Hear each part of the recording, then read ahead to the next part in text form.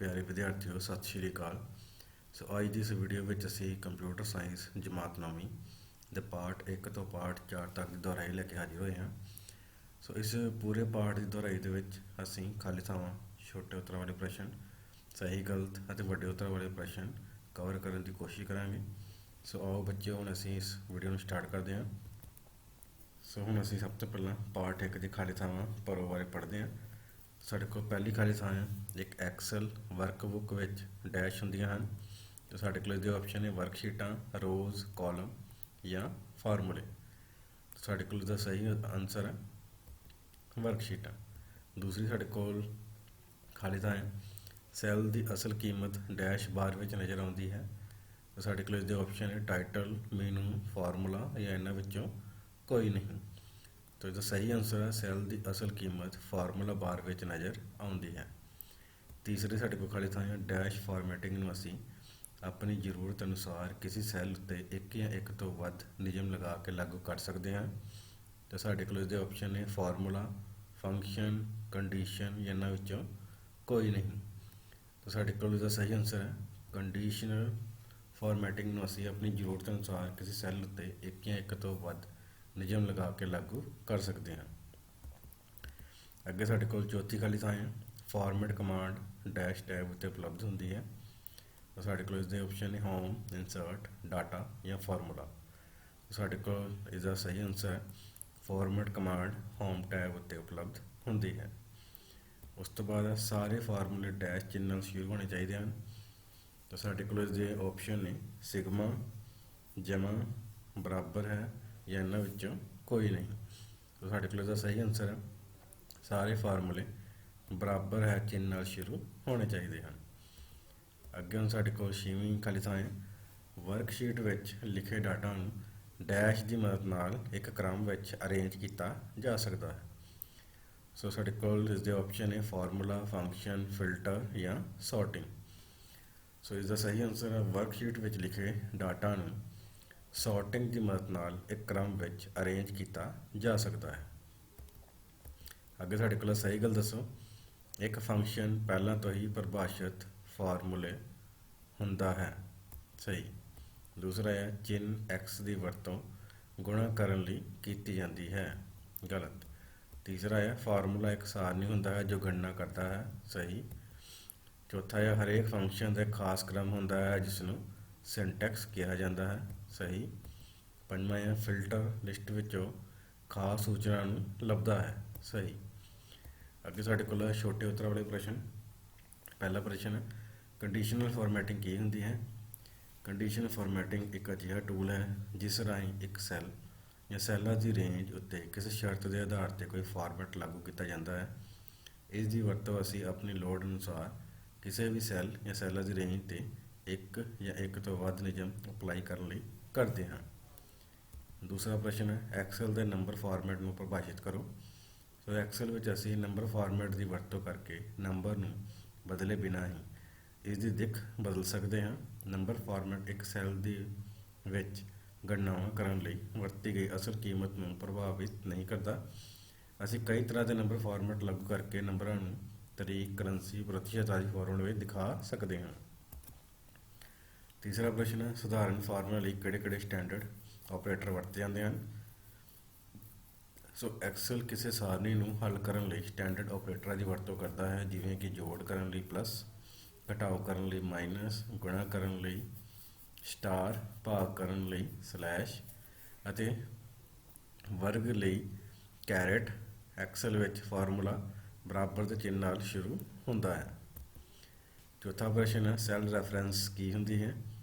Cell reference cell का address होंदा है जो कि फार्मूले या फंक्शनों में वरत्या जाता है। उदाहरण लई बराबर A1 प्लस A2 फार्मूले विच A1 अते A2 सैल के रैफरेंस नूं दर्शाते हैं। A1 अते A2 सैलों विचले डाटा का जोड़ करने लई यह फार्मूला वरत्या जा सकता है। एक्सल विच सैल का रैफरेंस लिखण के 3 तरीके हैं एब्सोल्यूट रैफरेंस, रिलेटिव रैफरेंस और तीसरा है मिक्सड रैफरेंस। अगे साढ़े कोल पंजवां प्रश्न है फंक्शन के किहड़े-किहड़े भाग होंदे हैं। फंक्शन पहलों तो ही परिभाषित फार्मूले होंदे हैं। इन्हां दी वरतों एक्सल विच ਗਣਨਾਵਾਂ ਕਰਨ ਲਈ ਕੀਤੀ ਜਾਂਦੀ ਹੈ। ਹਰੇਕ ਫੰਕਸ਼ਨ ਨੂੰ ਵਰਤਣ ਦਾ ਇੱਕ ਖਾਸ ਕ੍ਰਮ ਹੁੰਦਾ ਹੈ ਜਿਸ ਨੂੰ ਫੰਕਸ਼ਨ ਦਾ ਸਿੰਟੈਕਸ ਕਿਹਾ ਜਾਂਦਾ ਹੈ।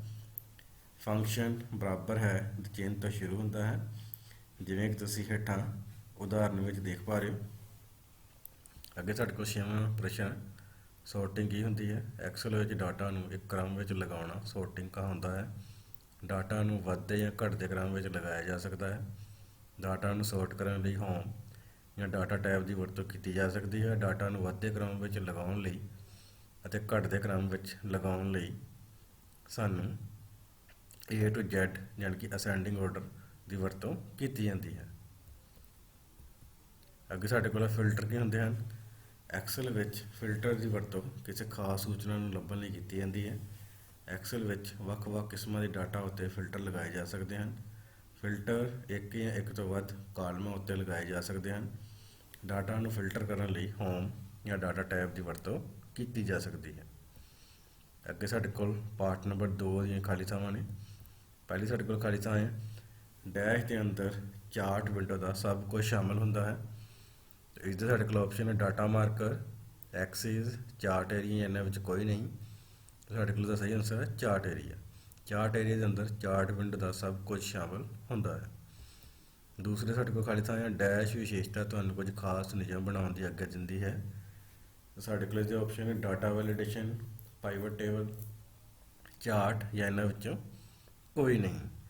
ਸਾਡੇ ਕੋਲ ਇਸਦਾ ਸਹੀ ਆਨਸਰ ਹੈ ਡਾਟਾ ਵੈਲੀਡੇਸ਼ਨ ਤੁਹਾਨੂੰ ਕੁਝ ਖਾਸ ਨਿਯਮ ਬਣਾਉਣ ਦੀ ਆਗਿਆ ਦਿੰਦੀ ਹੈ। ਤੀਸਰੀ ਖਾਲੀ ਥਾਂ ਹੈ, ਤੁਸੀਂ ਵਰਕਸ਼ੀਟ ਦੀ ਵਿੰਡੋ ਨੂੰ ਡੈਸ਼ ਕਰਕੇ ਦੋ ਵੱਖੋ ਵੱਖਰੇ ਪੈਨਾਂ ਵਿੱਚ ਵੰਡ ਸਕਦੇ ਹੋ। ਤਾਂ ਇਸਦਾ ਸਹੀ ਆਨਸਰ ਹੈ ਸਾਡੇ ਕੋਲ ਪਹਿਲੇ ਇਸਦੇ ਆਪਸ਼ਨ ਹੈ ਹਾਈਡ, ਸਪਲਿਟ, ਅਰੇਂਜ, ਇਹਨਾਂ ਵਿੱਚ ਕੋਈ ਨਹੀਂ। ਸਾਡੇ ਕੋਲ ਉਹਦਾ ਸਹੀ ਆਨਸਰ ਹੈ ਤੁਸੀਂ ਵਰਕਸ਼ੀਟ ਦੀ ਵਿੰਡੋ ਨੂੰ ਸਪਲਿਟ ਕਰਕੇ ਦੋ ਵੱਖੋ ਵੱਖਰੇ ਪੈਨਾਂ ਵਿੱਚ ਵੰਡ ਸਕਦੇ ਹੋ। ਉਸ ਤੋਂ ਬਾਅਦ ਚੌਥੀ ਖਾਲੀ ਥਾਂ ਹੈ, ਡੈਸ਼ ਦੀ ਮਦਦ ਕਰਕੇ ਤੁਸੀਂ ਸਕਰੋਲ ਕਰਦੇ ਹੋਏ ਰੋ ਅਤੇ ਕਾਲਮ ਨੂੰ ਦੇਖ ਸਕਦੇ ਹੋ। ਤਾਂ ਇਸਦੇ ਆਪਸ਼ਨ ਹੈ ਹਾਈਡ, ਸਪਲਿਟ, ਅਰੇਂਜ ਜਾਂ ਫਰੀਜ਼ ਪੈਨ। ਤਾਂ ਇਸਦਾ ਸਹੀ ਆਨਸਰ ਹੈ ਤੁਸੀਂ ਫਰੀਜ਼ ਪੈਨ ਦੀ ਮਦਦ ਕਰਕੇ ਤੁਸੀਂ ਸਕਰੋਲ ਕਰਦੇ ਹੋਏ ਰੋ ਅਤੇ ਕਾਲਮ ਨੂੰ ਦੇਖ ਸਕਦੇ ਹੋ। ਅੱਗੇ ਪੰਜਵੀਂ ਹੈ ਸਾਡੇ ਕੋਲ ਖਾਲੀ ਥਾਂ ਹੈ, ਐਕਸਲ ਵਿੱਚ ਡੈਸ਼ ਤੁਹਾਨੂੰ ਵੱਖੋ ਵੱਖਰੇ ਸਿਨੈਰੀਓ ਵਰਤਣ ਦੀ ਆਗਿਆ ਦਿੰਦਾ ਹੈ। ਸਾਡੇ ਕੋਲ ਇਸਦੇ ਆਪਸ਼ਨ ਹੈ data validation, pivot table, chart ਜਾਂ ਵਾਟ ਇਫ ਐਨਾਲਿਸਿਸ। ਤਾਂ ਸਾਡੇ ਕੋਲ ਇਸਦਾ ਸਹੀ ਆਨਸਰ ਹੈ ਐਕਸਲ ਵਿੱਚ ਵਾਟ ਇਫ ਐਨਾਲਿਸਿਸ ਤੁਹਾਨੂੰ ਵੱਖੋ ਵੱਖਰੇ ਸਿਨੈਰੀਓ ਵਰਤਣ ਦੀ ਆਗਿਆ ਦਿੰਦਾ ਹੈ। ਅੱਗੇ ਛੇਵੀਂ ਖਾਲੀ ਥਾਂ ਹੈ, ਡੈਸ਼ ਕਮਾਂਡਾਂ ਦਾ ਸਮੂਹ ਹੁੰਦਾ ਜਿਸ ਨੂੰ ਤੁਸੀਂ ਰਨ ਕਰ ਸਕਦੇ ਹੋ। ਤਾਂ ਇਸਦੇ ਸਾਡੇ ਕੋਲ ਆਪਸ਼ਨ ਹੈ goal seek, macro, what if analysis ਜਾਂ ਇਹਨਾਂ ਵਿੱਚੋਂ ਕੋਈ ਨਹੀਂ। ਇਸਦਾ ਸਹੀ ਆਨਸਰ ਹੈ ਮੈਕਰੋ ਕਮਾਂਡਾਂ ਦਾ ਸਮੂਹ ਹੁੰਦਾ ਜਿਸ ਨੂੰ ਤੁਸੀਂ ਰਨ ਕਰ ਸਕਦੇ ਹੋ। ਅੱਗੇ ਸਾਡੇ ਕੋਲ ਸਹੀ ਗਲਤ ਹੈ, ਵੈਬ ਪੇਜ ਵੈਬਸਾਈਟਾਂ ਦੇ ਸਮੂਹ ਨੂੰ ਕਹਿੰਦੇ ਹਨ, ਗਲਤ। ਦੂਸਰਾ ਹੈ ਇੰਟਰਨੈਟ ਐਕਸਪਲੋਰਰ ISP ਦੇ ਨਾਮ ਨੂੰ ਕਿਹਾ ਜਾਂਦਾ ਹੈ, ਗਲਤ। ਤੀਸਰਾ ਹੈ ਫੇਸਬੁੱਕ ਇੱਕ ਪ੍ਰਸਿੱਧ ਸੋਸ਼ਲ ਨੈਟਵਰਕਿੰਗ ਸਾਈਟ ਹੈ, ਸਹੀ। ਚੌਥਾ ਹੈ ਇੰਟਰਨੈਟ ਕੰਪਿਊਟਰ ਨੈਟਵਰਕ ਦੁਆਰਾ ਸੰਚਾਰ ਕਰਦੇ ਹਨ, ਸਹੀ। ਪੰਜਵਾਂ ਹੈ ਵੈਬਸਾਈਟ ਇੱਕ ਸੌਫਟਵੇਅਰ ਹੈ ਜੋ ਵੈਬ ਤੋਂ ਸੂਚਨਾ ਦੇਖਣ ਲਈ ਵਰਤਿਆ ਜਾਂਦਾ ਹੈ, ਗਲਤ। ਅੱਗੇ ਸਾਡੇ ਕੋਲ ਛੋਟੇ ਉੱਤਰ ਵਾਲੇ ਪ੍ਰਸ਼ਨ ਆ ਗਏ। ਪਹਿਲਾ ਪ੍ਰਸ਼ਨ ਹੈ ਐਕਸਲ ਵਿੱਚ ਚਾਰਟ ਦੀਆਂ ਕਿਸਮਾਂ ਲਿਖੋ। ਸੋ ਐਕਸਲ ਵਿੱਚ ਚਾਰਟ ਇੱਕ ਅਜਿਹਾ ਟੂਲ ਹੈ ਜਿਸ ਨਾਲ ਡਾਟਾ ਨੂੰ ਗ੍ਰਾਫਿਕਲ ਰੂਪ ਵਿੱਚ ਦਿਖਾਇਆ ਜਾ ਸਕਦਾ ਹੈ। ਐਕਸਲ ਵਿੱਚ ਅਸੀਂ ਕਈ ਕਿਸਮਾਂ ਦੇ ਚਾਰਟ ਬਣਾ ਸਕਦੇ ਹਾਂ। ਐਕਸਲ ਵਿੱਚ ਬਣਾਏ ਜਾਣ ਵਾਲੇ ਚਾਰਟ ਦੀਆਂ ਮੁੱਖ ਕਿਸਮਾਂ ਹਨ। ਪਹਿਲਾ ਜਿਵੇਂ ਪਾਈ ਚਾਰਟ, ਦੂਸਰਾ ਕਾਲਮ ਚਾਰਟ, ਤੀਸਰਾ ਲਾਈਨ ਚਾਰਟ, ਚੌਥਾ ਬਾਰ ਚਾਰਟ, ਪੰਜਵਾਂ ਏਰੀਆ ਚਾਰਟ, ਛੇਵਾਂ ਸੈਕਟਰ ਚਾਰਟ। ਅੱਗੇ ਸਾਡੇ ਕੋਲ ਦੂਸਰਾ ਪ੍ਰਸ਼ਨ ਹੈ ਚਾਰਟ ਦੇ ਕੋਈ 5 ਐਲੀਮੈਂਟ ਜਾਂ ਤੱਤਾਂ ਦੇ ਨਾਮ ਲਿਖੋ। ਸੋ ਐਕਸਲ ਵਿੱਚ ਸਾਡੇ ਕੋਲ ਚਾਰਟ ਦੇ ਕਈ ਤੱਤ ਹਨ ਜਿਸ ਵਿੱਚ ਸਾਡੇ ਕੋਲ ਪਹਿਲਾ ਹੈ ਚਾਰਟ ਏਰੀਆ, ਦੂਸਰਾ ਡਾਟਾ ਸੀਰੀਜ਼, ਤੀਸਰਾ ਐਕਸਿਸ, ਚੌਥਾ ਪਲੋਟ ਏਰੀਆ, ਪੰਜਵਾਂ ਗ੍ਰਿਡ ਲਾਈਨਸ, ਛੇਵਾਂ ਲੈਜੈਂਡ। ਅੱਗੇ ਸਾਡੇ ਕੋਲ ਤੀਸਰਾ ਪ੍ਰਸ਼ਨ ਹੈ ਵਾਟ ਇਫ ਐਨਾਲਿਸਿਸ ਦੀ ਵਰਤੋਂ ਬਾਰੇ ਦੱਸੋ। ਸੋ ਵਾਟ ਇਫ ਐਨਾਲਿਸਿਸ ਐਕਸਲ ਵਿੱਚ ਫਾਰਮੂਲਿਆਂ ਲਈ ਵੱਖੋ ਵੱਖਰੀਆਂ ਕੀਮਤਾਂ ਦੀ ਜਾਂਚ ਕਰਨ ਦੀ ਆਗਿਆ ਦਿੰਦਾ ਹੈ। ਇਸ ਦੀ ਇੱਕ ਹੋਰ ਵਿਸ਼ੇਸ਼ਤਾ ਇਹ ਹੈ ਕਿ ਇਹ ਸਪਰੈਡਸ਼ੀਟ ਵਿੱਚ ਕੀਮਤਾਂ ਨੂੰ ਬਦਲੇ ਬਿਨਾਂ ਵੱਖੋ ਵੱਖਰੀ ਕੀਮਤਾਂ ਨੂੰ ਐਕਸਪਲੋਰ ਕਰਨ ਦੀ ਆਗਿਆ ਦਿੰਦਾ ਹੈ। ਚੌਥਾ ਪ੍ਰਸ਼ਨ ਹੈ ਗੋਲ ਸੀਕ ਕੀ ਹੁੰਦਾ ਹੈ। So goal seek function what if analysis ਦਾ ਇੱਕ ਹਿੱਸਾ ਹੁੰਦਾ ਹੈ। ਇਹ ਯੂਜ਼ਰ ਨੂੰ ਪਸੰਦ ਅਨੁਸਾਰ ਨਤੀਜਾ ਹਾਸਲ ਕਰਨ ਲਈ ਸੰਭਵ ਕੀਮਤ ਨੂੰ ਦਾਖਲ ਕਰਨ ਦੀ ਆਗਿਆ ਦਿੰਦਾ ਹੈ। ਪੰਜਵਾਂ ਪ੍ਰਸ਼ਨ ਹੈ ਮੈਕਰੋ ਕੀ ਹੁੰਦਾ ਹੈ। MS ਐਕਸਲ ਵਿੱਚ ਕਈ ਵਾਰ ਕਿਸੇ ਕੰਮ ਨੂੰ ਵਾਰ-ਵਾਰ ਕਰਨ ਦੀ ਲੋੜ ਪੈਂਦੀ ਹੈ, ਜਿਵੇਂ ਕਿ ਸੈੱਲ ਵਿੱਚ ਐਂਟਰ ਕੀਤੇ ਹੋਏ ਡਾਟੇ ਨੂੰ ਰਿਕਾਰਡ ਕਰਨਾ। ਅਜਿਹੇ ਕੰਮ ਨੂੰ ਅਸੀਂ ਐਕਸਲ ਦੇ ਇੱਕ ਖਾਸ ਟੂਲ ਮੈਕਰੋ ਦੀ ਮਦਦ ਨਾਲ ਭਵਿੱਖ ਲਈ ਸੇਵ ਕਰਕੇ ਕਰ ਸਕਦੇ ਹਾਂ। ਮੈਕਰੋ ਵਿੱਚ ਲੜੀਵਾਰ ਕਮਾਂਡਾਂ ਸਟੋਰ ਕੀਤੀਆਂ ਜਾਂਦੀਆਂ ਹਨ ਅਤੇ ਇਹਨਾਂ ਨੂੰ ਕਿਸੇ ਨਾਮ ਨਾਲ ਸੇਵ ਕੀਤਾ ਜਾਂਦਾ ਹੈ। ਆਪਣੇ ਕੰਮ ਨੂੰ ਜਲਦੀ ਕਰਨ ਅਤੇ ਸਮਾਂ ਬਚਾਉਣ ਲਈ ਮੈਕਰੋ ਦੀ ਵਰਤੋਂ ਕੀਤੀ ਜਾਂਦੀ ਹੈ। ਅੱਗੇ ਸਾਡੇ ਕੋਲ ਵੱਡੇ ਉੱਤਰ ਵਾਲੇ ਪ੍ਰਸ਼ਨ। ਚਾਰਟ ਕੀ ਹੁੰਦਾ ਹੈ। ਐਕਸਲ ਵਿੱਚ ਚਾਰਟ ਨੂੰ ਬਣਾਉਣ ਦੇ ਪੜਾਅ ਲਿਖੋ। ਸੋ ਐਕਸਲ ਵਿੱਚ ਚਾਰਟ ਇੱਕ ਅਜਿਹਾ ਟੂਲ ਹੈ ਜਿਸ ਨਾਲ ਡਾਟਾ ਨੂੰ ਗ੍ਰਾਫਿਕਲ ਰੂਪ ਵਿੱਚ ਦਿਖਾਇਆ ਜਾ ਸਕਦਾ ਹੈ। ਚਾਰਟ ਡਾਟਾ ਨੂੰ ਪ੍ਰਭਾਵਸ਼ਾਲੀ ਰੂਪ ਵਿੱਚ ਦਰਸਾਉਣ ਵਿੱਚ ਸਾਡੀ ਮਦਦ ਕਰਦਾ ਹੈ। ਨੰਬਰਾਂ ਵਿੱਚ ਤੁਲਨਾ ਦਿਖਾਉਣ ਲਈ ਜਾਂ ਮੁੱਲਾਂ ਵਿੱਚ ਰੁਝਾਨ ਦਰਸਾਉਣ ਲਈ ਚਾਰਟ ਸਭ ਤੋਂ ਉੱਤਮ ਤਰੀਕਾ ਹੈ। ਐਕਸਲ ਵਿੱਚ ਅਸੀਂ ਕਈ ਕਿਸਮ ਦੇ ਚਾਰਟ ਬਣਾ ਸਕਦੇ ਹਾਂ। ਸੋ ਆਓ ਅਸੀਂ ਹੁਣ ਚਾਰਟ ਬਣਾਉਣ ਦੇ ਪੜਾਅ ਜਾਂ ਸਟੈਪ ਦੇਖ ਲੈਂਦੇ ਹਾਂ। ਪਹਿਲਾਂ ਸਾਡੇ ਕੋਲ ਉਹਨਾਂ ਸੈੱਲਾਂ ਦੀ ਰੇਂਜ ਸਿਲੈਕਟ ਕਰੋ ਜਿਨ੍ਹਾਂ ਲਈ ਚਾਰਟ ਤਿਆਰ ਕਰਨਾ ਹੈ। ਫਿਰ ਇਨਸਰਟ ਟੈਬ 'ਤੇ ਕਲਿੱਕ ਕਰੋ। ਚਾਰਟ ਗਰੁੱਪ ਵਿੱਚੋਂ ਜ਼ਰੂਰਤ ਅਨੁਸਾਰ ਢੁਕਵੀਂ ਚਾਰਟ ਦੀ ਕਿਸਮ 'ਤੇ ਕਲਿੱਕ ਕਰੋ। ਇਸ ਤਰ੍ਹਾਂ ਐਕਸਲ ਸ਼ੀਟ ਵਿੱਚ ਇੱਕ ਨਵਾਂ ਚਾਰਟ ਤਿਆਰ ਹੋ ਜਾਵੇਗਾ। ਦੂਸਰਾ ਪ੍ਰਸ਼ਨ ਹੈ ਕਨਵਰਟ ਟੈਕਸਟ ਟੂ ਕਾਲਮ ਕੀ ਹੁੰਦਾ ਹੈ। ਕਨਵਰਟ ਟੈਕਸਟ ਟੂ ਕਾਲਮ ਦੇ ਪੜਾਅ ਲਿਖੋ। So convert text to column excel ਵਿੱਚ ਵਰਤਿਆ ਜਾਣ ਵਾਲਾ ਇੱਕ ਮਹੱਤਵਪੂਰਨ ਡਾਟਾ ਟੂਲ ਹੈ। ਇਹ ਐਕਸਲ ਦੇ ਡਾਟਾ ਟੈਬ ਵਿੱਚ ਮੌਜੂਦ ਹੁੰਦਾ ਹੈ। ਐਕਸਲ ਦੇ ਇੱਕ ਸੈੱਲ ਵਿੱਚ ਲਿਖੇ ਡਾਟੇ ਨੂੰ ਵੱਖਰੇ ਵੱਖਰੇ ਕਾਲਮ ਵਿੱਚ ਲਿਖਣ ਲਈ convert text to column option ਦੀ ਵਰਤੋਂ ਕੀਤੀ ਜਾਂਦੀ ਹੈ। ਉਦਾਹਰਨ ਲਈ ਜੇਕਰ ਅਸੀਂ ਪੂਰੇ ਨਾਮਾਂ ਦੀ ਲਿਖੀ ਹੋਈ ਇੱਕ ਲਿਸਟ ਵਿੱਚੋਂ ਆਖਰੀ ਅਤੇ ਪਹਿਲੇ ਨਾਮ ਨੂੰ ਵੱਖ-ਵੱਖ ਕਾਲਮਾਂ ਵਿੱਚ ਲਿਖਣਾ ਚਾਹੁੰਦੇ ਹਾਂ ਤਾਂ ਇਸ ਆਪਸ਼ਨ ਦੀ ਵਰਤੋਂ ਕੀਤੀ ਜਾ ਸਕਦੀ ਹੈ। ਅੱਗੇ ਹੁਣ ਅਸੀਂ ਕਨਵਰਟ ਟੈਕਸਟ ਟੂ ਕਾਲਮ ਜਿਹੜੇ ਸਟੈਪਸ ਹੈ ਜਾਂ ਪੜਾਅ ਹੈ ਉਹ ਦੇਖ ਲੈਂਦੇ ਹਾਂ। ਸਭ ਤੋਂ ਪਹਿਲਾਂ ਸਾਡੇ ਕੋਲ ਪੁਆਇੰਟ ਹੈ ਸੈੱਲਾਂ ਦੀ ਰੇਂਜ ਸਿਲੈਕਟ ਕਰੋ। ਫਿਰ ਡਾਟਾ ਟੈਬ 'ਤੇ ਕਲਿੱਕ ਕਰੋ। Convert text to column option 'ਤੇ ਕਲਿੱਕ ਕਰੋ। ਡੈਲੀਮੀਟਰ ਉੱਪਰ ਕਲਿੱਕ ਕਰੋ ਅਤੇ ਫਿਰ ਨੈਕਸਟ ਬਟਨ 'ਤੇ ਕਲਿੱਕ ਕਰੋ। ਉਸ ਡੈਲੀਮੀਟਰ ਦੀ ਚੋਣ ਕਰੋ ਜਿਸ ਅਨੁਸਾਰ ਟੈਕਸਟ ਨੂੰ ਕਾਲਮਾਂ ਵਿੱਚ ਤਬਦੀਲ ਕਰਨਾ ਹੈ ਅਤੇ ਫਿਰ ਨੈਕਸਟ ਬਟਨ 'ਤੇ ਕਲਿੱਕ ਕਰੋ। ਜ਼ਰੂਰਤ ਅਨੁਸਾਰ ਆਪਸ਼ਨ ਚੁਣੋ ਅਤੇ ਫਿਨਿਸ਼ ਬਟਨ 'ਤੇ ਕਲਿੱਕ ਕਰੋ। ਅੱਗੇ ਤੀਸਰਾ ਵੱਡਾ ਪ੍ਰਸ਼ਨ ਹੈ ਡਾਟਾ ਵੈਲੀਡੇਸ਼ਨ ਕੀ ਹੁੰਦੀ ਹੈ। ਡਾਟਾ ਵੈਲੀਡੇਸ਼ਨ ਨਿਯਮ ਕਿਵੇਂ ਬਣਾਇਆ ਜਾਂਦਾ ਹੈ। ਸੋ ਡਾਟਾ ਵੈਲੀਡੇਸ਼ਨ ਐਕਸਲ ਵਿੱਚ ਵਰਤਿਆ ਜਾਣ ਵਾਲਾ ਇੱਕ ਮਹੱਤਵਪੂਰਨ ਡਾਟਾ ਟੂਲ ਹੈ। ਇਹ ਆਪਸ਼ਨ ਐਕਸਲ ਦੇ ਡਾਟਾ ਟੈਬ ਵਿੱਚ ਮੌਜੂਦ ਹੁੰਦੀ ਹੈ। ਡਾਟਾ ਵੈਲੀਡੇਸ਼ਨ ਵਿਸ਼ੇਸ਼ਤਾ ਰਾਹੀਂ ਅਸੀਂ ਸੈੱਲ ਵਿੱਚ ਐਂਟਰ ਕੀਤੇ ਡਾਟਾ ਸੰਬੰਧੀ ਨਿਯਮ ਨਿਰਧਾਰਿਤ ਕਰਦੇ ਹਾਂ।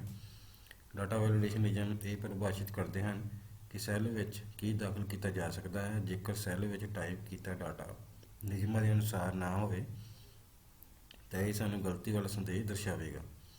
ਡਾਟਾ ਵੈਲੀਡੇਸ਼ਨ ਨਿਯਮ ਬਣਾਉਣ ਲਈ ਹੇਠ ਲਿਖੇ ਪੜਾਅ ਹਨ। ਪਹਿਲਾ ਸਾਡੇ ਕੋਲ ਪੁਆਇੰਟ ਹੈ ਉਹਨਾਂ ਸੈੱਲਾਂ ਦੀ ਰੇਂਜ ਸਿਲੈਕਟ ਕਰੋ ਜਿਨ੍ਹਾਂ ਉੱਪਰ ਡਾਟਾ ਵੈਲੀਡੇਸ਼ਨ ਦੇ ਨਿਯਮ ਲਾਗੂ ਕਰਨਾ ਚਾਹੁੰਦੇ ਹਾਂ। ਦੂਸਰਾ ਡਾਟਾ ਟੈਬ 'ਤੇ ਕਲਿੱਕ ਕਰੋ। ਤੀਸਰਾ ਹੈ ਡਾਟਾ ਵੈਲੀਡੇਸ਼ਨ ਡਰੌਪ ਡਾਊਨ ਮੈਨੂ 'ਤੇ ਕਲਿੱਕ ਕਰੋ। ਚੌਥਾ ਹੈ ਡਾਟਾ ਵੈਲੀਡੇਸ਼ਨ ਆਪਸ਼ਨ 'ਤੇ ਕਲਿੱਕ ਕਰੋ। ਪੰਜਵਾਂ ਹੈ ਡਾਟਾ ਵੈਲੀਡੇਸ਼ਨ ਦੇ ਸੈਟਿੰਗ ਟੈਬ ਵਿੱਚ ਵੈਲੀਡੇਸ਼ਨ ਕ੍ਰਾਈਟੇਰੀਆ ਵਿੱਚ ਜ਼ਰੂਰਤ ਅਨੁਸਾਰ ਨਿਯਮ ਲਾਗੂ ਕਰੋ। ਛੇਵਾਂ ਹੈ ਨਿਯਮ ਲਾਗੂ ਕਰਨ ਤੋਂ ਬਾਅਦ ਓਕੇ ਬਟਨ 'ਤੇ ਕਲਿੱਕ ਕਰੋ। ਇਸ ਤੋਂ ਬਾਅਦ ਚੌਥਾ ਪ੍ਰਸ਼ਨ ਹੈ ਪ੍ਰੋਟੈਕਸ਼ਨ ਕੀ ਹੁੰਦੀ ਹੈ। ਕਿਸੇ ਵਰਕਸ਼ੀਟ ਨੂੰ ਪ੍ਰੋਟੈਕਟ ਕਰਨ ਦੇ ਪੜਾਅ ਲਿਖੋ। ਪ੍ਰੋਟੈਕਸ਼ਨ ਤੋਂ ਭਾਵ ਹੈ ਆਪਣੇ ਡਾਟਾ ਨੂੰ ਕਿਸੇ ਅਣਅਧਿਕਾਰਿਤ ਵਿਅਕਤੀ ਵੱਲੋਂ ਗਲਤ ਵਰਤੋਂ ਕਰਨ ਤੋਂ ਬਚਾਉਣਾ। ਐਕਸਲ ਵਿੱਚ ਵੀ ਅਸੀਂ ਆਪਣੇ ਡਾਟਾ ਨੂੰ ਛੇੜਖਾਨੀ ਤੋਂ ਬਚਾਉਣ ਲਈ ਵਰਕਸ਼ੀਟ ਨੂੰ ਪ੍ਰੋਟੈਕਟ ਕਰਕੇ ਰੱਖ ਸਕਦੇ ਹਾਂ। ਐਕਸਲ ਵਿੱਚ ਵਰਕਸ਼ੀਟ ਨੂੰ ਪ੍ਰੋਟੈਕਟ ਕਰਨ ਲਈ ਰਿਵਿਊ ਟੈਬ ਵਿੱਚ ਪ੍ਰੋਟੈਕਟ ਸ਼ੀਟ ਆਪਸ਼ਨ ਦੀ ਵਰਤੋਂ ਕੀਤੀ ਜਾਂਦੀ ਹੈ। ਸੋ ਵਰਕਸ਼ੀਟ ਨੂੰ ਪ੍ਰੋਟੈਕਟ ਕਰਨ ਲਈ ਅਸੀਂ ਹੇਠ ਲਿਖੇ ਜਿਹੜੇ ਸਟੈਪਸ ਹੈ ਉਹ ਕਰ ਸਕਦੇ ਹਾਂ। ਸਭ ਤੋਂ ਪਹਿਲਾਂ ਰਿਵਿਊ ਟੈਬ 'ਤੇ ਕਲਿੱਕ ਕਰੋ। ਪ੍ਰੋਟੈਕਟ ਸ਼ੀਟ 'ਤੇ ਕਲਿੱਕ ਕਰੋ। ਪਾਸਵਰਡ ਦਾਖਲ ਕਰੋ। ਓਕੇ ਬਟਨ 'ਤੇ ਕਲਿੱਕ ਕਰੋ। ਇਸ ਤਰ੍ਹਾਂ ਤੁਹਾਡੀ ਸ਼ੀਟ ਆ ਉਹ ਪ੍ਰੋਟੈਕਟ ਹੋ ਜਾਵੇਗੀ। ਅੱਗੇ ਪੰਜਵਾਂ ਪ੍ਰਸ਼ਨ ਹੈ ਸਪਲਿਟ ਵਰਕਸ਼ੀਟ ਕੀ ਹੁੰਦੀ ਹੈ। ਵਰਕਸ਼ੀਟ ਨੂੰ ਸਪਲਿਟ ਕਰਨ ਦੇ ਪੜਾਅ ਲਿਖੋ। ਸਪਲਿਟ ਤੋਂ ਭਾਵ ਹੈ ਵੰਡਣਾ। ਜੇਕਰ ਕਿਸੇ ਵਰਕਸ਼ੀਟ ਵਿੱਚ ਡਾਟਾ ਜ਼ਿਆਦਾ ਹੋਵੇ ਤਾਂ ਕੰਮ ਨੂੰ ਸਹੀ ਢੰਗ ਨਾਲ ਕਰਨ ਲਈ ਉਸ ਨੂੰ ਵੱਖਰੇ ਵੱਖਰੇ ਭਾਗਾਂ ਵਿੱਚ ਵੰਡਿਆ ਜਾ ਸਕਦਾ ਹੈ। ਐਕਸਲ ਵਿੱਚ split worksheet option worksheet window ਨੂੰ ਵੱਖੋ ਵੱਖਰੇ ਪੈਜ ਵਿੱਚ ਵੰਡ ਦਿੰਦੀ ਹੈ। ਸਪਲਿਟ ਕਰਨ ਦੀ ਆਪਸ਼ਨ ਵਿਊ ਟੈਬ ਵਿੱਚ ਮੌਜੂਦ ਹੁੰਦੀ ਹੈ। ਐਕਸਲ ਵਿੱਚ ਕਿਸੇ ਵਰਕਸ਼ੀਟ ਨੂੰ ਸਪਲਿਟ ਕਰਨ ਦੇ ਪੜਾਅ ਹੇਠ ਲਿਖੇ ਅਨੁਸਾਰ ਹਨ। ਉਸ ਸੈੱਲ ਉੱਪਰ ਕਲਿੱਕ ਕਰੋ ਜਿੱਥੋਂ ਤੁਸੀਂ ਵਰਕਸ਼ੀਟ ਨੂੰ ਵੱਖ-ਵੱਖ ਪੈਜ ਵਿੱਚ ਵੰਡਣਾ ਚਾਹੁੰਦੇ ਹੋ। ਵਿਊ ਟੈਬ 'ਤੇ ਕਲਿੱਕ ਕਰੋ। ਵਿੰਡੋ ਗਰੁੱਪ ਵਿੱਚ ਸਪਲਿਟ ਬਟਨ 'ਤੇ ਕਲਿੱਕ ਕਰੋ। ਇਸ ਤਰ੍ਹਾਂ ਵਰਕਸ਼ੀਟ ਸਿਲੈਕਟ ਕੀਤੇ ਸੈੱਲ ਅਨੁਸਾਰ ਵੱਖ-ਵੱਖ ਭਾਗਾਂ ਵਿੱਚ ਵੰਡੀ ਜਾਵੇਗੀ। ਅੱਗੇ ਸਾਡੇ ਕੋਲ ਪਾਰਟ ਨੰਬਰ 3 ਦੀਆਂ ਖਾਲੀ ਥਾਵਾਂ ਨੇ। ਪਹਿਲੀ ਸਾਡੇ ਕੋਲ ਡੈਸ਼ 2 ਜਾਂ 2 ਤੋਂ ਵੱਧ ਕੰਪਿਊਟਰ ਦਾ ਇਕੱਠ ਹੁੰਦਾ ਹੈ। ਸਾਡੇ ਕੋਲ ਇਸਦੇ ਆਪਸ਼ਨ ਹੈ ਨੈਟਵਰਕ, ਇੰਟਰਨੈਟ, ਵਾਇਰਲੈਸ ਜਾਂ ਟੋਪੋਲੋਜੀ। ਸਾਡੇ ਕੋਲ ਦਾ ਸਹੀ ਆਨਸਰ ਹੈ ਨੈਟਵਰਕ 2 ਜਾਂ 2 ਤੋਂ ਵੱਧ ਕੰਪਿਊਟਰਾਂ ਦਾ ਇਕੱਠ ਹੁੰਦਾ ਹੈ। ਦੂਸਰੀ ਖਾਲੀ ਥਾਂ ਹੈ ਡੈਸ਼ ਇੱਕ ਆਮ ਕੰਪਿਊਟਰ ਸਿਸਟਮ ਹੈ ਜੋ ਕਿ ਨੈਟਵਰਕ ਵਿੱਚ ਸਰੋਤਾਂ ਦੀ ਸਾਂਝ ਕਰਨ ਲਈ ਜੁੜਿਆ ਹੁੰਦਾ ਹੈ। ਤੇ ਸਾਡੇ ਕੋਲ ਸਹੀ ਆਪਸ਼ਨ ਹੈ ਸਰਵਰ, ਕਲਾਇੰਟ, ਨੋਡ, ਲੈਨ ਜਾਂ ਵੈਨ। ਸਾਡੇ ਕੋਲ ਦਾ ਸਹੀ ਆਨਸਰ ਹੈ ਕਲਾਇੰਟ ਇੱਕ ਆਮ ਕੰਪਿਊਟਰ ਸਿਸਟਮ ਹੈ ਜੋ ਕਿ ਨੈਟਵਰਕ ਵਿੱਚ ਸਰੋਤਾਂ ਦੀ ਸਾਂਝ ਕਰਨ ਲਈ ਜੁੜਿਆ ਹੁੰਦਾ ਹੈ। ਤੀਸਰੀ ਸਾਡੇ ਕੋਲ ਖਾਲੀ ਥਾਂ ਹੈ ਡੈਸ਼ ਇੱਕ ਅਜਿਹਾ ਯੰਤਰ ਹੈ ਜੋ ਤੁਹਾਨੂੰ ਬਹੁਪੱਖੀ ਕੰਪਿਊਟਰਾਂ ਨੂੰ ਇੱਕ ਹਰੇ ਨੈਟਵਰਕ ਯੰਤਰ ਨਾਲ ਜੁੜਨ ਦੀ ਆਗਿਆ ਦਿੰਦਾ ਹੈ। ਸਾਡੇ ਕੋਲ ਇਸਦੇ ਆਪਸ਼ਨ ਹੈ ਹੱਬ, ਬੱਸ, ਰਿੰਗ ਜਾਂ ਸਟਾਰ। ਸਾਡੇ ਕੋਲ ਇਸਦਾ ਸਹੀ ਆਨਸਰ ਹੈ ਹੱਬ।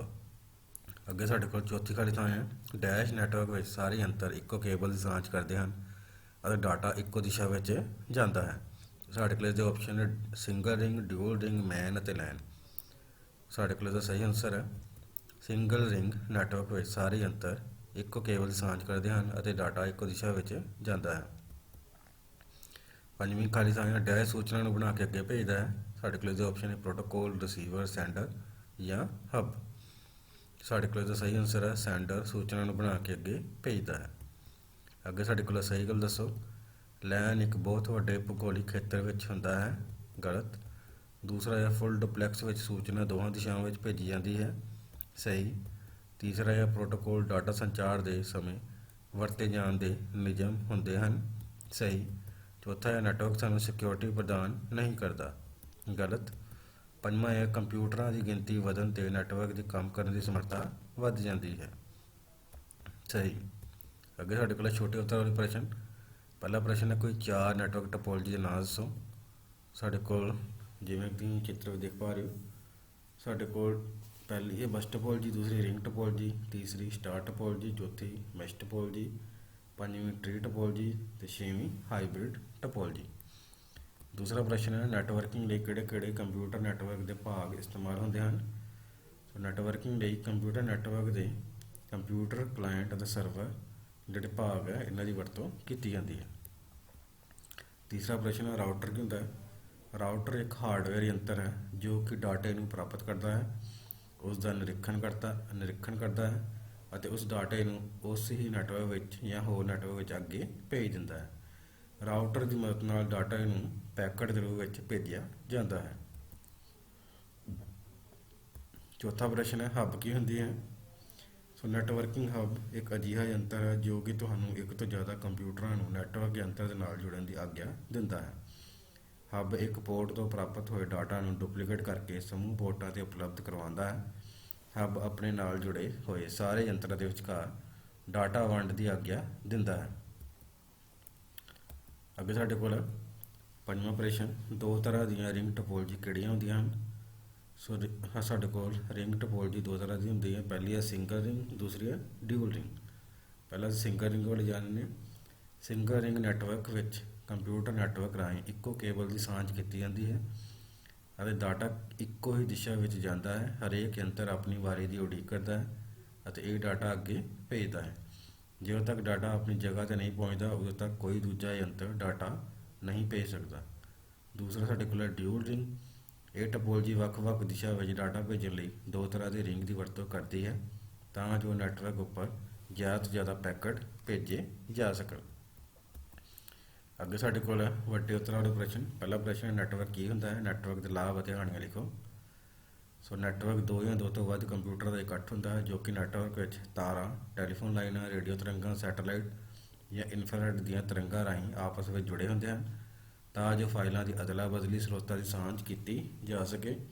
ਨੈਟਵਰਕ ਰਾਹੀਂ ਕਈ ਯੂਜ਼ਰਾਂ ਵਿਚਕਾਰ ਸੌਫਟਵੇਅਰ ਅਤੇ ਹਾਰਡਵੇਅਰ ਸਰੋਤਾਂ ਦੀ ਸਾਂਝ ਕਰ ਸਕਦੇ ਹਾਂ। ਕੰਪਿਊਟਰ ਵਿੱਚ ਨੈਟਵਰਕ ਕਨੈਕਸ਼ਨ ਕੇਬਲ ਤਾਰਾਂ ਦੁਆਰਾ ਜੁੜੇ ਜਾਂ ਬਣੇ ਹੁੰਦੇ ਹਨ, ਪਰ ਰੇਡੀਓ ਸਿਗਨਲ ਰਾਹੀਂ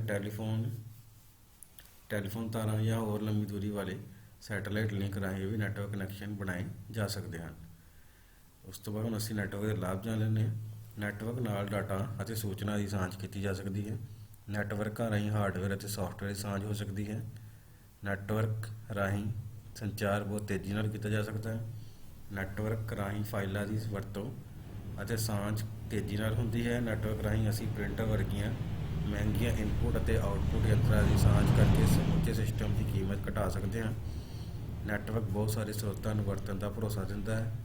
ਨੈਟਵਰਕ ਨਾਲ ਜੁੜੇ ਹੁੰਦੇ ਹੋਏ ਸਰਵਰ ਤੋਂ ਬੈਕਅਪ ਲੈਣਾ ਸੌਖਾ ਹੁੰਦਾ ਹੈ। ਨੈਟਵਰਕ ਸੁਰੱਖਿਆ ਵੀ ਮੁਹੱਈਆ ਕਰਾਉਂਦਾ ਹੈ। ਨੈਟਵਰਕ ਰਾਹੀਂ ਫਾਈਲਾਂ ਨੂੰ ਸ਼ੇਅਰ ਅਤੇ ਟ੍ਰਾਂਸਫਰ ਕਰਨਾ ਸੌਖਾ ਹੁੰਦਾ ਹੈ। ਅੱਗੇ ਹੁਣ ਅਸੀਂ ਨੈਟਵਰਕ ਦੀਆਂ ਹਾਨੀਆਂ ਜਾਣ ਲੈਂਦੇ ਹਾਂ। ਨੈਟਵਰਕ ਦੇ ਫੇਲ ਹੋ ਜਾਣ 'ਤੇ ਸਾਰੀਆਂ ਕੇਂਦਰੀ ਸੁਵਿਧਾਵਾਂ ਫੇਲ ਹੋ ਜਾਂਦੀਆਂ ਹਨ। ਨੈਟਵਰਕ ਦੀ ਮੈਨੇਜਮੈਂਟ ਕਰਨਾ ਔਖਾ ਹੁੰਦਾ ਹੈ। ਨੈਟ ਸਿਕਿਉਰਿਟੀ ਦਾ ਖਤਰਾ ਨੈਟਵਰਕ 'ਤੇ ਹਮੇਸ਼ਾ ਮੌਜੂਦ ਰਹਿੰਦਾ ਹੈ। ਨੈਟਵਰਕ 'ਤੇ ਡਾਟਾ ਦੀ ਗਲਤ ਵਰਤੋਂ ਵੀ ਹੋ ਸਕਦੀ ਹੈ। ਨੈਟਵਰਕ ਬਣਾਉਣਾ ਇੱਕ ਮਹਿੰਗਾ ਵਪਾਰ ਹੁੰਦਾ ਹੈ। ਕੇਬਲ ਅਤੇ ਹਾਰਡਵੇਅਰ ਖਰੀਦਣੇ ਅਤੇ ਬਦਲਣੇ ਔਖੇ ਹੁੰਦੇ ਹਨ। ਅੱਗੇ ਸਾਡੇ ਕੋਲ ਦੂਸਰਾ ਪ੍ਰਸ਼ਨ ਹੈ, ਕੰਪਿਊਟਰ ਨੈਟਵਰਕ ਦੇ ਭਾਗਾਂ ਬਾਰੇ ਜਾਣਕਾਰੀ ਦਿਓ। ਕੰਪਿਊਟਰ ਨੈਟਵਰਕ ਦੇ ਲਈ ਕਈ ਭਾਗ ਹੁੰਦੇ ਹਨ। ਹਰੇਕ ਭਾਗ ਨੈਟਵਰਕ ਨੂੰ ਸੁਚਾਰੂ ਢੰਗ ਨਾਲ ਚਲਾਉਣ ਲਈ ਜ਼ਰੂਰੀ ਹੁੰਦਾ ਹੈ। ਕੰਪਿਊਟਰ ਨੈਟਵਰਕ ਦੇ ਵੱਖ-ਵੱਖ ਮੁੱਖ ਭਾਗਾਂ ਦੀ ਵਿਆਖਿਆ ਹੇਠ ਲਿਖੇ ਅਨੁਸਾਰ ਕੀਤੀ ਜਾ ਸਕਦੀ ਹੈ। ਪਹਿਲਾ, ਕੰਪਿਊਟਰ। ਨੈਟਵਰਕ ਦਾ ਮੁੱਖ ਕੰਮ ਕੰਪਿਊਟਰਾਂ ਨੂੰ ਆਪਸ ਵਿੱਚ ਜੋੜਨਾ ਹੈ। ਨੈਟਵਰਕ ਲਈ ਇਹ ਕੰਪਿਊਟਰ ਹੇਠ ਲਿਖੇ ਦੋ ਕਿਸਮਾਂ ਦੇ ਹੁੰਦੇ ਹਨ। ਪਹਿਲਾ ਹੈ ਕਲਾਇੰਟ ਜਾਂ ਨੋਡ। ਇਹ ਆਮ ਕੰਪਿਊਟਰ ਸਿਸਟਮ ਹੁੰਦਾ ਹੈ। ਇਹ ਨੈਟਵਰਕ ਵਿੱਚ ਸਰੋਤਾਂ ਦੀ ਸਾਂਝ ਕਰਨ ਲਈ ਨੈਟਵਰਕ ਵਿੱਚ ਜੁੜਿਆ ਹੁੰਦਾ ਹੈ। ਦੂਸਰਾ ਹੈ ਸਰਵਰ। ਇਹ ਇੱਕ ਸ਼ਕਤੀਸ਼ਾਲੀ ਕੰਪਿਊਟਰ ਹੁੰਦਾ ਹੈ। ਇਹ ਨੈਟਵਰਕ ਵਿੱਚ ਸੂਚਨਾ ਜਾਂ ਸਰੋਤਾਂ ਦੀ ਸਾਂਝ ਕਰਨ ਵਿੱਚ ਮਦਦ ਕਰਦੇ ਹਨ। ਇਹ ਕੰਪਿਊਟਰ ਨੈਟਵਰਕ ਵਿੱਚ ਕਲਾਇੰਟ ਕੰਪਿਊਟਰਾਂ 'ਤੇ ਕੰਟਰੋਲ ਕਰਦਾ ਹੈ। ਅੱਗੇ ਦੂਸਰਾ ਸਾਡੇ ਕੋਲ ਹੈ network interface card. Network interface card ਇੱਕ ਕੰਪਿਊਟਰ ਸਰਕਟ ਬੋਰਡ ਜਾਂ ਕਾਰਡ ਹੁੰਦਾ ਹੈ ਜੋ ਕਿ ਕੰਪਿਊਟਰ ਨੂੰ ਨੈਟਵਰਕ ਨਾਲ ਜੋੜਦਾ ਹੈ। ਹਰੇਕ ਕਲਾਇੰਟ ਅਤੇ ਸਰਵਰ ਕੰਪਿਊਟਰ ਵਿੱਚ ਇਹ ਮੌਜੂਦ ਹੁੰਦਾ ਹੈ। ਇਹ ਕਾਰਡ ਸਰਵਰ ਅਤੇ ਕਲਾਇੰਟ ਵਿੱਚ ਸੰਬੰਧ ਬਣਾਉਂਦਾ ਹੈ। ਨੈਟਵਰਕ ਇੰਟਰਫੇਸ ਕਾਰਡ ਦੋ ਤਰ੍ਹਾਂ ਦੇ ਹੁੰਦੇ ਹਨ, ਤਾਰ ਵਾਲਾ ਅਤੇ ਤਾਰ ਤੋਂ ਬਿਨਾਂ। ਤੀਸਰਾ ਸਾਡੇ ਕੋਲ ਹੈ ਹੱਬ ਜਾਂ ਸਵਿੱਚ। ਨੈਟਵਰਕਿੰਗ ਹੱਬ ਇੱਕ ਅਜਿਹਾ ਯੰਤਰ ਹੈ ਜੋ ਕਿ ਤੁਹਾਨੂੰ ਇੱਕ ਤੋਂ ਜ਼ਿਆਦਾ ਕੰਪਿਊਟਰਾਂ ਨੂੰ ਨੈਟਵਰਕ ਯੰਤਰ ਦੇ ਨਾਲ ਜੁੜਨ ਦੀ ਆਗਿਆ ਦਿੰਦਾ ਹੈ। ਹੱਬ ਇੱਕ ਪੋਰਟ ਤੋਂ ਪ੍ਰਾਪਤ ਹੋਏ ਡਾਟਾ ਨੂੰ ਡੁਪਲੀਕੇਟ ਕਰਕੇ ਸਮੂਹ ਪੋਰਟਾਂ 'ਤੇ ਉਪਲਬਧ ਕਰਾਉਂਦਾ ਹੈ। ਹੱਬ ਆਪਣੇ ਨਾਲ ਜੁੜੇ ਹੋਏ ਸਾਰੇ ਯੰਤਰਾਂ ਦੇ ਵਿਚਕਾਰ ਡਾਟਾ ਵੰਡ ਦੀ ਆਗਿਆ ਵੀ ਦਿੰਦਾ ਹੈ। ਚੌਥਾ ਹੈ ਰਾਊਟਰ। ਰਾਊਟਰ ਇੱਕ ਹਾਰਡਵੇਅਰ ਯੰਤਰ ਹੈ ਜੋ ਕਿ ਡਾਟੇ ਨੂੰ ਪ੍ਰਾਪਤ ਕਰਦਾ ਹੈ, ਉਸ ਦਾ ਨਿਰੀਖਣ ਕਰਦਾ ਹੈ ਅਤੇ ਉਸ ਡਾਟੇ ਨੂੰ ਉਸੇ ਨੈਟਵਰਕ ਵਿੱਚ ਅੱਗੇ ਜਾਂ ਹੋਰ ਨੈਟਵਰਕ ਵਿੱਚ ਭੇਜ ਦਿੰਦਾ ਹੈ। ਰਾਊਟਰ ਦੀ ਮਦਦ ਨਾਲ ਡਾਟੇ ਨੂੰ ਪੈਕਟ ਦੇ ਰੂਪ ਵਿੱਚ ਭੇਜਿਆ ਜਾਂਦਾ ਹੈ। ਅੱਗੇ ਤੀਸਰਾ ਪ੍ਰਸ਼ਨ ਹੈ, ਨੈਟਵਰਕ ਦੀ ਕਿਸਮਾਂ ਬਾਰੇ ਦੱਸੋ। ਨੈਟਵਰਕ ਕਈ ਕਿਸਮਾਂ ਦੇ ਹੁੰਦੇ ਹਨ। ਨੈਟਵਰਕਾਂ ਨੂੰ ਉਹਨਾਂ ਦੇ ਆਧਾਰ, ਆਕਾਰ ਅਤੇ ਉਹਨਾਂ ਨੂੰ ਵਰਤਣ ਦੇ ਤਰੀਕੇ ਅਨੁਸਾਰ ਅਲੱਗ-ਅਲੱਗ ਸ਼੍ਰੇਣੀਆਂ ਵਿੱਚ ਵੰਡਿਆ ਜਾ ਸਕਦਾ ਹੈ। ਨੈਟਵਰਕ ਦੇ ਆਧਾਰ 'ਤੇ ਇਹਨਾਂ ਨੂੰ ਹੇਠ ਲਿਖੇ ਚਾਰ ਭਾਗਾਂ ਵਿੱਚ ਵੰਡਿਆ ਜਾ ਸਕਦਾ ਹੈ। ਸਭ ਤੋਂ ਪਹਿਲਾਂ ਸਾਡੇ ਕੋਲ ਹੈ ਪੈਨ। ਪੈਨ ਦਾ ਪੂਰਾ ਨਾਮ ਹੈ ਪਰਸਨਲ ਏਰੀਆ ਨੈਟਵਰਕ। ਇਹ ਨੈਟਵਰਕ ਇੱਕ ਬਿਲਡਿੰਗ ਜਾਂ ਇਕੱਲੇ ਵਿਅਕਤੀ ਦੇ ਆਲੇ ਦੁਆਲੇ ਲੱਗਿਆ ਹੁੰਦਾ ਹੈ। ਇਹ ਛੋਟੇ ਦਫ਼ਤਰ ਜਾਂ ਰਿਹਾਇਸ਼ ਦੇ ਅੰਦਰ ਹੋ ਸਕਦਾ ਹੈ। ਪੈਨ ਨੈਟਵਰਕ ਨੂੰ ਕੇਬਲ ਜਾਂ ਬਿਨਾਂ ਤਾਰ ਤੋਂ ਬਣਾਇਆ ਜਾਂਦਾ ਹੈ। ਇਹ ਗੈਜਟ ਜਿਵੇਂ ਕਿ ਲੈਪਟਾਪ, ਕੰਪਿਊਟਰ, ਸੈੱਲਫੋਨ, ਪ੍ਰਿੰਟਰ ਆਦਿ ਦਾ ਆਪਸੀ ਸੰਬੰਧ ਹੁੰਦਾ ਹੈ।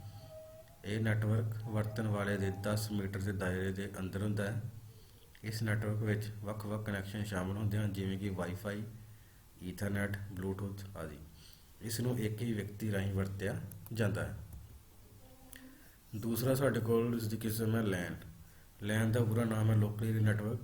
ਇਸ ਦੀ ਵਰਤੋਂ ਕੰਪਿਊਟਰ ਯੰਤਰਾਂ ਵਿਚਕਾਰ ਸੰਚਾਰ ਕਰਨ ਲਈ ਕੀਤੀ ਜਾਂਦੀ ਹੈ। ਲੋਕਲ ਏਰੀਆ ਤੋਂ ਭਾਵ ਹੈ ਖੁਦ ਦਾ ਘਰ, ਸਕੂਲ, ਬਿਜ਼ਨਸ, ਆਰਗੇਨਾਈਜੇਸ਼ਨ, ਕਾਲਜ, ਇੱਕ ਕਮਰਾ ਆਦਿ ਵਿੱਚ ਇਹ ਨੈਟਵਰਕ ਹੋ ਸਕਦਾ ਹੈ। ਇਸ ਨੈਟਵਰਕ ਰਾਹੀਂ ਅਸੀਂ ਕਈ ਸਰੋਤਾਂ ਜਿਵੇਂ ਕਿ ਫਾਈਲਾਂ ਜਾਂ ਹਾਰਡਵੇਅਰ ਯੰਤਰਾਂ ਦੀ ਸਾਂਝ ਕਰ ਸਕਦੇ ਹਾਂ। ਇਹ ਨੈਟਵਰਕ ਦੂਰ ਤੱਕ ਨਹੀਂ ਫੈਲਿਆ ਹੁੰਦਾ, ਇਹ ਕੁਝ ਥਾਵਾਂ ਤੱਕ ਸੀਮਿਤ ਹੁੰਦਾ ਹੈ। ਇਸ ਨੈਟਵਰਕ ਦਾ ਦਾਇਰਾ 1 ਮੀਲ ਤੋਂ ਘੱਟ ਹੁੰਦਾ ਹੈ ਅਤੇ ਡਾਟੇ ਦੀ ਸਪੀਡ 10 ਮੈਗਾਬਿਟ ਪਰ ਸੈਕਿੰਡ ਤੋਂ ਲੈ ਕੇ 10 GB ਪਰ ਸੈਕਿੰਡ ਤੱਕ ਹੁੰਦੀ ਹੈ। ਤੀਸਰਾ ਸਾਡੇ ਕੋਲ ਹੈ ਮੈਨ। ਮੈਨ ਦਾ ਪੂਰਾ ਨਾਮ ਹੈ ਮੈਟਰੋਪੋਲੀਟਨ ਏਰੀਆ ਨੈਟਵਰਕ। ਇਹ ਨੈਟਵਰਕ ਵੱਡੇ ਵੱਡੇ ਸ਼ਹਿਰਾਂ, ਕਾਲਜ ਕੈਂਪਸ ਅਤੇ ਵੱਡੇ ਖੇਤਰ ਵਿੱਚ ਕੇਬਲ TV ਨੈਟਵਰਕ ਰਾਹੀਂ ਵੰਡਿਆ ਹੁੰਦਾ ਹੈ। ਬਹੁਤ ਸਾਰੇ ਲੈਨ ਨੈਟਵਰਕ ਨੂੰ ਮਿਲਾ ਕੇ ਇੱਕ ਮੈਨ ਨੈਟਵਰਕ ਬਣਦਾ ਹੈ ਅਤੇ ਇਹ ਵੱਡੇ ਭੂਗੋਲਿਕ ਖੇਤਰ ਵਿੱਚ ਵਰਤਿਆ ਜਾਂਦਾ ਹੈ।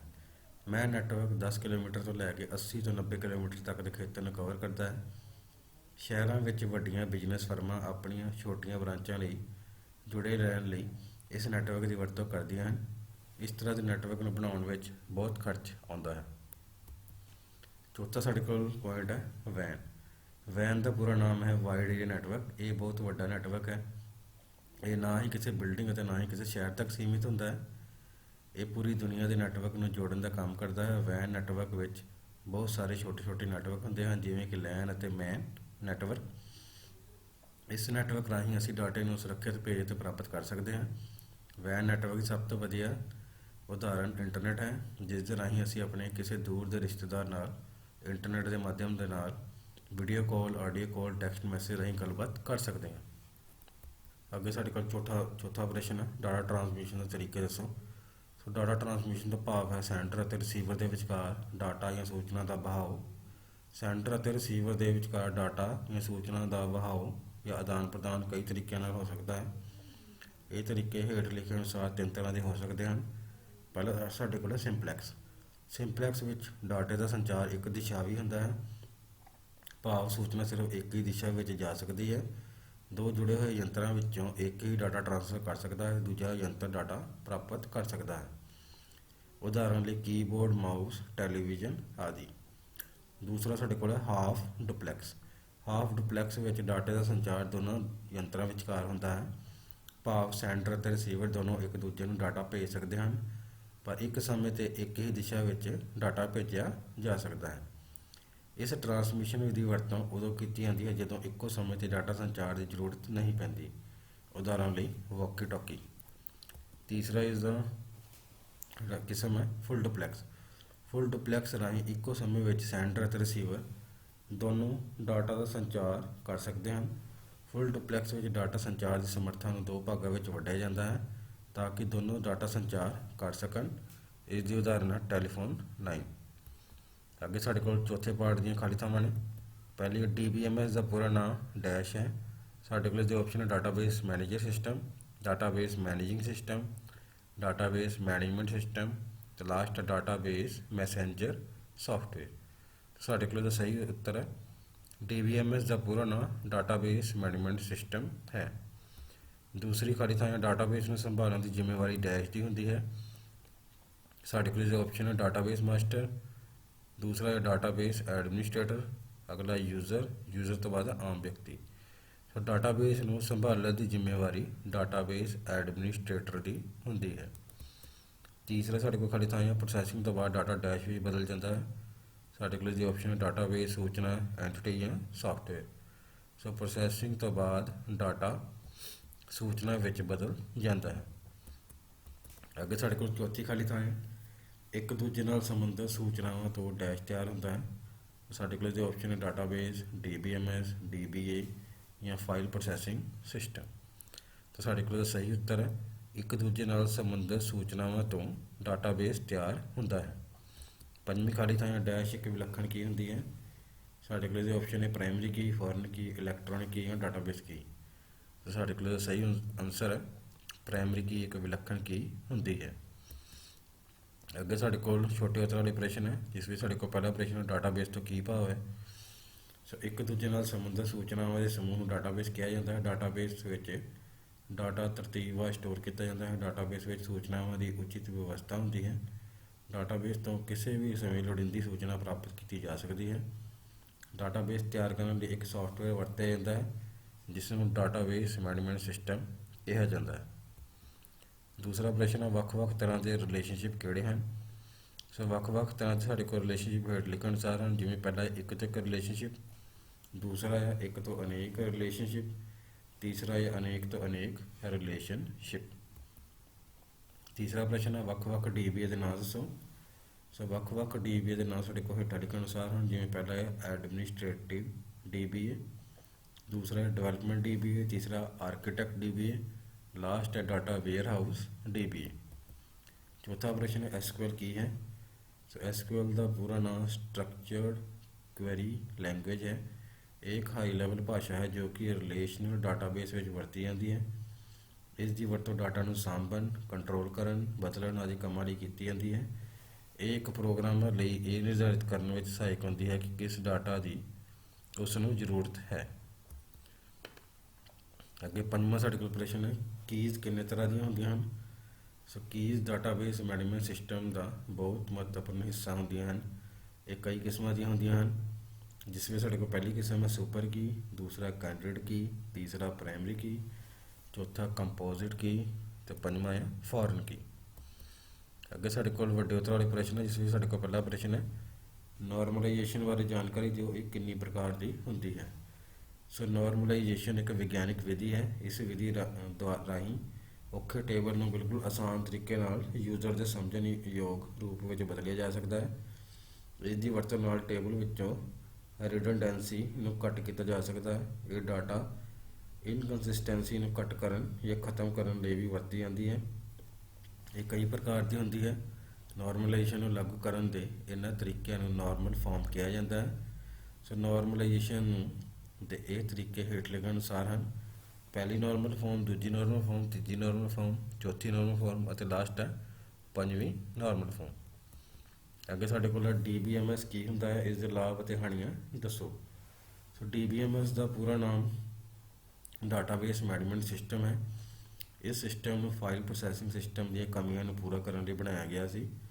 एक सिस्टम सॉफ्टवेयर है। इसनूं डाटाबेस बनाउण, डाटा का प्रबंध करन, डाटा नूं रिकवर करन आदि कामां लई वरतिया जांदा है। DBMS यूजर और डाटाबेस विच एक इंटरफेस का काम करता है। सो DBMS के मुख्य लाभ हैं।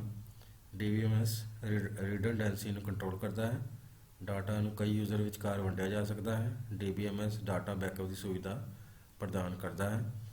DBMS डाटा की सुरक्षा प्रदान करता है। उस तो बाद हम असीं DBMS की हानियां बारे जानने। DBMS नूं वरतण लई तकनीकी सिੱਖਿਆ की लोड़ पैंदी है। DBMS की कीमत और प्रबंधन का खर्चा ज़्यादा होता है। DBMS लई वध हार्डवेयर की लोड़ पैंदी है। DBMS विच काम करना काफ़ी गुंझलदार होता है। DBMS नूं एक जगह तो दूजी जगह लैके जाना भी बहुत औखा होता है। अगे साढ़े कोल पंजवां प्रश्न है डाटा मॉडल तो की भाव है, इसके भागों बारे जानकारी दिओ। तो डाटा मॉडल तो भाव है कि वह तरीका जो सानू डाटाबेस के स्ट्रक्चर बारे जानकारी दिंदा है। इसकी वरतों डाटा का वर्णन करने, डाटा विचकार संबंधां का वर्णन करन आदि कामां लई कीती जांदी है। तो डाटा मॉडल के जिहड़े भाग है, डाटा मॉडल मुख्य तौर पर 3 भागों में वंडिया जा सकता है, जो कि हेठ लिखे अनुसार हैं। जिस विच पहला साडे कोल ऑब्जैक्ट ओरिएंटेड लॉजिकल मॉडल। इसकी वरतों लाइन दर लाइन डाटा का वर्णन करने लई कीती जांदी है। ये मुख्य तौर पर 5 तरह के होंदे हैं, जिवें पहला है binary model, functional model, entity relationship model, object oriented logical model, तो लास्ट है सिमेंटिक डाटा मॉडल। दूसरी किस्म है रिकॉर्ड बेस्ड लॉजिकल मॉडल। इसकी वरतों लाइन दर लाइन डाटा का वर्णन करने लई कीती जांदी है, पर इस विच पक्के तौर पर एक फॉर्मेट की वरतों कीती जांदी है। इस विच हर एक रिकॉर्ड के अपने एट्रीब्यूट होंदे हैं। ये 3 तरह के होंदे हैं, नैटवर्क मॉडल, रिलेशनल मॉडल और हायरार्किकल मॉडल। तीसरा है फिजिकल डाटा मॉडल। इसकी वरतों डाटा का सब तो निचले लैवल उत्ते वर्णन करने लई कीती जांदी है। Entity, attribute, entity set, relationship set आदि इस मॉडल के कुछ महत्वपूर्ण हिस्से हैं। सो बच्चों, जेकर तुहानूं ये वीडियो वधिया लगी तो इस चैनल नूं लाइक, सबसक्राइब और शेयर करना ना भुल्लिओ, ताकि तुहानूं इस तरह होर भी जिहड़ी एजुकेशनल वीडियो है वो वेखण नूं मिलदी रहे। धन्नवाद।